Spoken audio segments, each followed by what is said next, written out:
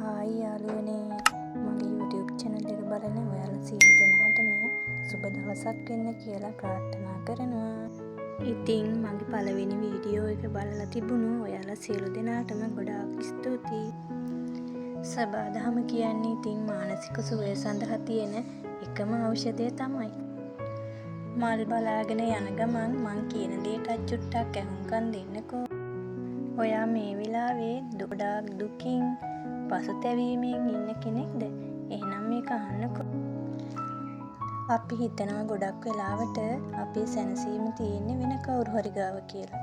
හැබැයි ඔයා දන්නවද අපේ සැනසීම තියෙන්නේ අපි ගාව කියලා?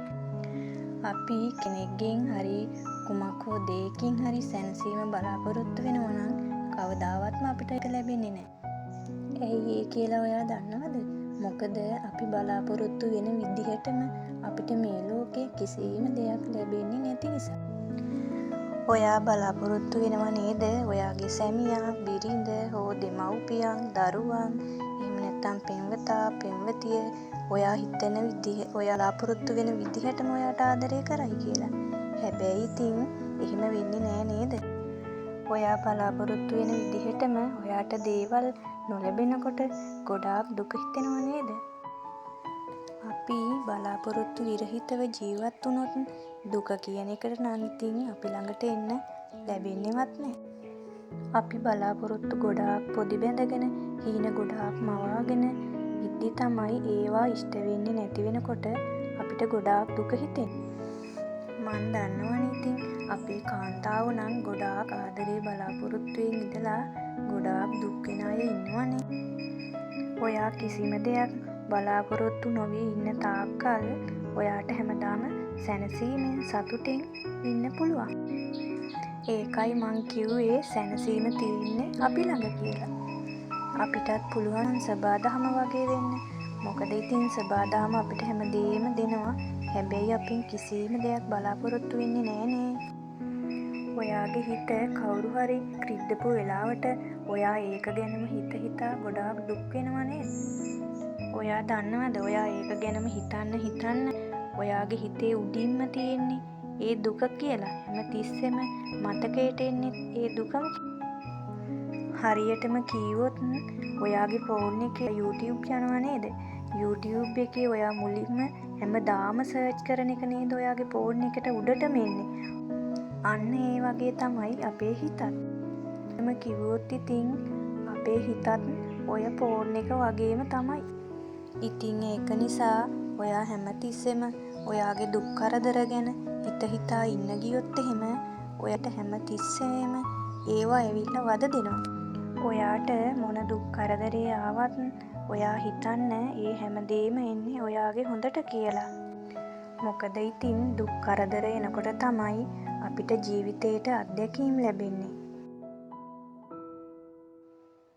ජීවිතේට අත්දැකීම් ලැබෙනකොට තමයි අපිට අපේ ජීවිතේ ලස්සනට හදාගන්න පුළුවන් වෙන්නේ. ඉතින් මම මේ channel එකෙන් ගොඩාක්ම බලාපොරොත්තු වෙන්නේ ඔයාලටත් පොඩි හරි සැනසීමක් ලබා ගන්න උදව් කරන්න. ඉතින් අපි බලාපොරොත්තු වෙන විදිහම අපිට කිසිම දෙයක් ලැබෙන්නේ නැත්නම් ඇයි අපි දුක් වෙන්නේ? ඉතින් මේ ලෝකේ කිසිම කෙනෙකුට බලාපොරොත්තු වෙන විදිහටම කිසිම දෙයක් ලැබෙන්නේ නැහැ.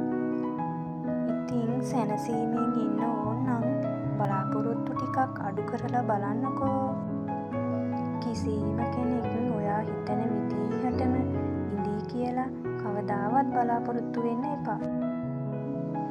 තව දෙයක් තමයි ඔයාට දුක් වෙන්න ලොකුම හේතුවක් වෙන්නේ ඔයා අතීතය ගැන හිතා ඉන්න එක. ඉතින් අතීතය කියන්නෙම හීන කන්දක් විතරයි. අපි නිදාගත්තම දකින හීන තියෙනව නේද? ඒ වගේම තමයි අතීතය කියන්නේ. අතීතයත් අපි කරලානේ ගන්න හීනයක් වගේ. ඉතින් එහෙනම් අතීතය කියන්නේත් හීනයක්. ඉතින් ඒ වගේම තමයි අනාගතයත්. අනාගතය කියන්නේත් හීනයක්.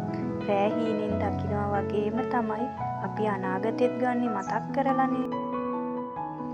ඉතින් එහෙනම් ඔය අතීතෙන්වත් අනාගතෙන්වත් වැඩක් තියනද? ඔය දෙකම හීන විතරයි. අතීතයයි අනාගතයයි පස්සේ දුවන්න ගත්තොත් ඉක්මනින්ම හති වැටෙනවා.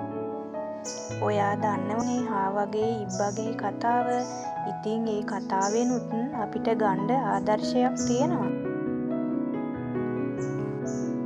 ජීවිතෙත් හරියට ඉබ්බගේ හාවගේ රේස් එක වගේ. දුවන්න ගත්තොත් නම් දිනන්න වෙන්නේ නෑ. ඉතින් හිමින් ගමනක් යද්දී අපිට දිනුම් කණුව ළඟටම යන්න පුළුවන්. ළඟටම නෙමෙයි, දිනුම් අල්ලන්නම පුළුවන්. ඔන්න ඉතින් ජීවිත පොත කියවගෙන එනකොටම වඩුකුරුළු කූඩුවක් තියෙනවා. ඔය තියෙන්නේ ඉතින් වඩුකුරුල්ලගේ කූඩුව. එහා පැත්තෙන් තියෙනවා කිරිල්ලි බිත්තර දාන කූඩුව. ඒකත් බලාගෙන යන්නකෝ. අපේ පැත්තේ නම් ඉතින් ඔය වගේ කූඩු ගොඩාක් බිම වැටිලා තියෙනවා. මගේ වීඩියෝ එකෙන් ඔයාලට සැනසීම මානසික සුවය ලැබුණා නම් ලයික් එකක් කමෙන්ට් එකක් දාගෙන යන්නකෝ. ආයෙමත් මගේ වීඩියෝ එකක් බලන්න කැමති නම් මාව සබ්ස්ක්‍රයිබ් කරලා තියගන්න. ඉතින් එහෙනම් ඔයාලට සතුට සැනසීම ලැබෙන්න කියලා මම ප්‍රාර්ථනා කරනවා. එහෙනම් ඉතින් මං ගිහින් එන්නම්. ඔයාලා සතුටින් සැනසීමෙන්